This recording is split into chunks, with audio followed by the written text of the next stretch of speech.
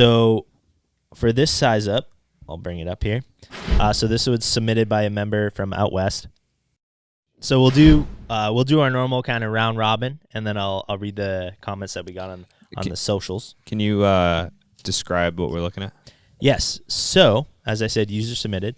So do you want me to do like a description as far as like my interpretation? No, just like a description of the photo for the guys that are audio and not visual. Okay. Yeah. So we have a 2.5-story wood frame structure with a significantly elevated deck off the back. That was about 12 feet per the description. The deck is fully involved, and it was transitioning into the house and in a lateral sense across the house as well. And this was from an individual that was cooking on his gas grill on the porch that left it unattended. So that's why, air fryers, Maddie, you don't see a lot of You're not going to win me over with that argument. yeah. So I'm going to tell you, I tried an air fryer for the first time the other day, and it's pretty legit, man. No, they're awesome, but listen, if your go-to for cooking a steak is an air fryer, then it was a dark time. I was talking about crinkly fries. yeah, crinkly. Yeah, Barry's talking about steak. So So for the It doesn't make any fucking I don't sense. know anything about that. You're know trying this. to take I a know food this. item and justify eating I it. know Well, you this. didn't deep fry the French fries. Yeah. It's still I It's don't, like- you it's don't like- think I know? I have to live with the guilt every it's day. like people that go to Whole Foods and order pizza, and they're like, "Yeah, but it's Whole Foods." Like, bro, It it's was still a mistake. My still wife pizza. made. I was not home yet. Matt and another friend were coming over. They told me it was a certain time. They showed up 20 minutes earlier. I was at the Packy, and my wife had to scramble. So I didn't authorize the air fried steak. It was a casualty of war. FYI, our global listeners don't know what the Packy is. Oh, so for the multi as we are a multinational media conglomerate, or just non-Boston. the Packy is a northeast, maybe potentially just Massachusetts, or maybe potentially just Metro Boston. Term for the alcohol store or the liquor store. The alcohol store. I don't know. They have alcohol. Sometimes beer, wine, snacks. It's a liquor store. Liquor store. Package It's a liquor store, Very Packy. long-winded answer. Short. Yeah, it's a liquor store. It's a liquor store. All right. So, anyways, for the non-video based listeners, we have a 2.5-story wood frame structure. We have a deck that is about 12 feet off the ground off the backside with a significant slope in the backyard, and the deck is well involved. This was submitted by a JobTlks group member. So join the group, and you can submit us content. We'll put it on your show, and you can be totally famous. So we'll kind of dive through it. So I guess we could do, what is it, counterclockwise? I guess. John, do you want to go first? So this was outside. I'll preface this for the member that submitted it. This was outside of their hydrant district. So they had some difficulties there, but they made it happen. But I guess we can go this way this time. I don't know if that works. Yeah, sure. Yeah. You're the teacher. All right. So I guess I'll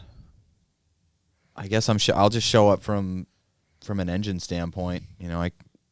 We've talked about it before. I could be on an engine, a ladder, or an ambulance in this particular position. But if we get this call in, we're that's gonna go out as a box 7 or a box 5. When we get on scene, car 5 always beats us there. Police always beat us there. We usually know it's a structure. You always know it's a structure fire, right? Multiple calls, you get police to confirm. You get all these indicators.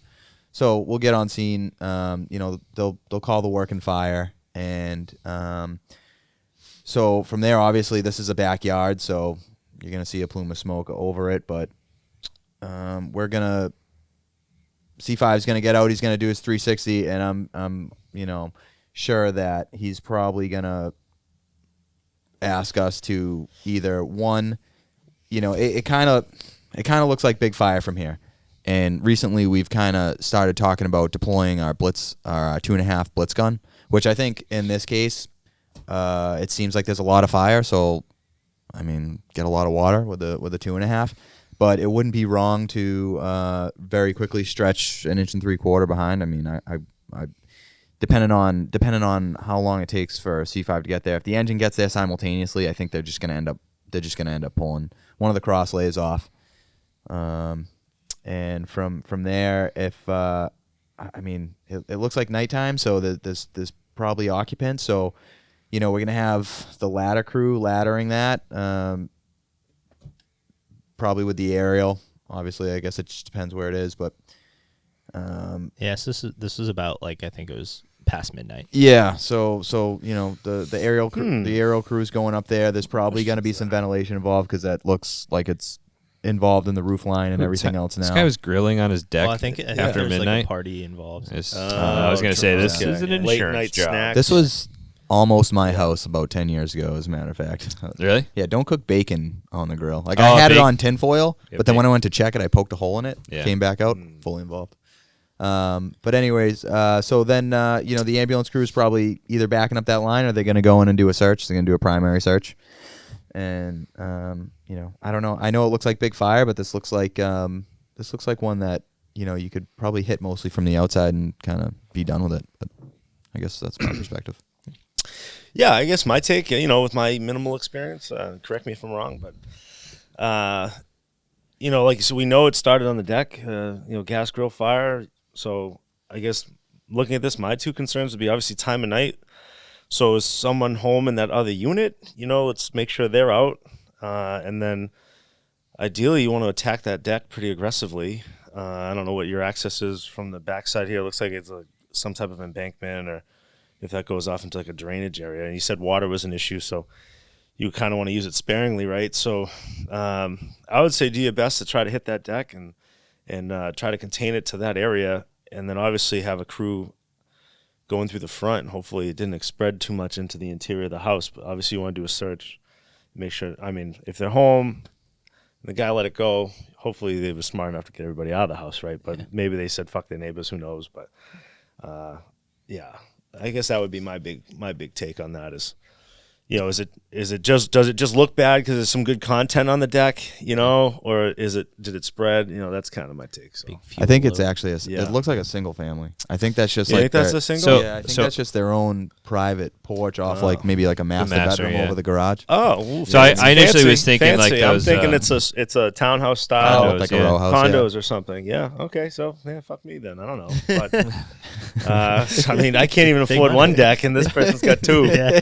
I'd offer 500, but with the fire out, that's my only contingency. They still wouldn't That's all I take it can in this afford market. these days. Yeah. I think you're right. Initially, when I looked at this, I thought it was one of those kind of development condos, but I think that the two decks are completely different size, and the garage kind of gives the idea that it's probably a single family. Oh. And then, so for me, just not even talking about staffing, but I would say an issue you're going to have is getting around the back with that fence there. So that's going to be an obstacle. So you're going to have to stretch over it. Hopefully there's just a gate that you can go through pretty easily, but you're going to end up either having to go all the way around it, or somebody's going to have to go all the way around it to get that hose, or you're going to have to jump or knock it down or do something. So that's a decent obstacle. I disagree with you guys a little bit. I think this is well involved. I think this was going for a while before this photo was taken, and the thing that leads me there is the fires actually burned down on that BC corner all the way to the ground, and there's a really huge fire load in that BC corner. So I would be pretty concerned that this is in the attic space already before we got there, and then with water problems, I would say that this is definitely going to be an interior structure fire as well as battling the porches. So if I had the manpower, 2.5 to the backyard, I'd start washing that down aggressively, and then I would get 1 3/4 inch into the house, starting with that second floor headed for the BC corner, and follow-up line, or at least a crew investigating the attic/cock-off space. I think it's pretty well said, actually. Yeah, no, I agree. So I think the big things from an engine company, some of which you've already highlighted, is the kind of the potential. Obviously we can't see the Bravo side, but you said heavy involvement on the Bravo Charlie corner, and I agree it's probably well involved pushing into the occupied space, but is trying to determine the best access for those hose lines to the backyard. So whether that's actually going around, like kind of that Bravo Charlie corner and wrapping around, or you're going to come from the Delta side and like you have the obstacle here. So whether you're a Gazelle and you just hop over, or you just cut it and they can get a new chain link fence. Either way, you have an obstacle there that you kind of need to figure out, quick succession. Like, hey, we need to get a line in the backyard. I would be hesitant to use a cross lay with this just because I have a perpetual fear of coming up short. So I would probably grab the horseshoe or the 2.5. Tell us more, Barry. Yeah. I would go with the 2.5, and you have plenty of length, and then you can communicate how much you're taking. But You getting the 2.5 back there, you can dry stretch it. Yes. So you really only need to commit one guy to that. So you can. Oh yeah, for anything exterior. Yeah, you can just commit one guy to that. I think also this is a fire that shows a big importance of doing a 360. So depending on how you pulled up to this, being night, this guy's got a killer flash on his camera because that whole house is lit up. But like looking at that roof line, it looks like a fairly peaked roof, and it's all black on the alpha side of that fire. So if you pulled up, like say this was like a dead end road or a cul-de-sac, and you pulled straight into this, it's going to look like a lot of smoke, but you might not actually see how much fire is in the back unless you walk around to the back side of this. Yeah. And again, like you can't tell what's over there. Obviously, there's some good grade to this lawn. This guy's lawn is not as nice as the last one, so I'm not too worried about it. But yeah, you have to make the decision on which side you're going to go around on. And I think that this brings up a good point. And I don't know if you guys do something similar. We don't always do a good 360, especially like for the first due engine company. And this is where I think it like highlights the importance. Because obviously, if, you know, we don't have a lot of structures like this per se, where there's, you know, you're showing up and it's like a triple decker and you can clearly see, you know, where it's emanating from. But even taking the time to do like, hey, like maybe it's worth your while to do a quick 360 so you can at least understand like the extent and involvement, because in the front it's going to look one way where you're like, oh, you know, this is an interior structure fire and we're going to take an inch and 3/4 through the front door. And then if you had taken the 30 seconds, just, hey, have someone run around back real quick, and you realize that like the extreme volume of fire off the back. So who is responsible for that though in your, you know, like when you guys strike a working fire and let's say it is for a building that you can 360, who's responsible for that on your end? Usually the division chief and the aide are off pretty quick. Yeah, well, for your first due officer is all responsible, but the thing is that our division chiefs usually get there so quickly that the first due officer has a chance to give a quick size up and then start working with the division chiefs kind of coming in quickly behind them. I was gonna say, because I would be shocked if someone, you know, any of the ranked guys showed up and didn't do a 360, I'd be shocked. You know what I mean? And if you were coming down the street from the like Delta side of this house or even the Bravo side, you're probably gonna see all of this coming in. But if you, like I said, if that street light came straight into that house like a cul-de-sac or something, you might not see any of that without walking around to the backside. And the thing with going through the front door first is that line's not going to the attic, and so you might push, you know, put the fire out that's on that second floor. But I almost guarantee with the head start this thing clearly has that there's going to be fire in the attic. You can see that BC corner roof line's burning away. Yeah, you can see smoke coming out of the eaves there. So it's probably already in the attic. Well, the good news is you can see the fire, right? Yeah. See, you know it could be spreading, but you kind of know where it is too, so you can chase from there. It's not like you showing up there and there's smoke, and now you got to go in and find it, right? Try to find which it, is good. Yeah. So I think you bring a good point, because it's not to say that we don't do 360s. I think, you know, obviously we have the luxury that the car is usually there pretty quick, just because it's an SUV. Yeah. It's 6.3 square miles, so there's usually a car there pretty quick. Obviously the expectation is you guys we do a good initial size up, but I think that's one of the things that you don't realize until you're removed from your own perspective is like how quickly those resources are usually there, where that specific task can be delegated quickly, and companies can focus on their individual company level tasks. So it's not to say that we don't do it. I think that's a good point. So another just quick. Is you brought up the blitz gun, and so like with our staffing, I like the blitz gun personally, like a little bit further in, or if you just have a exposure issue or something.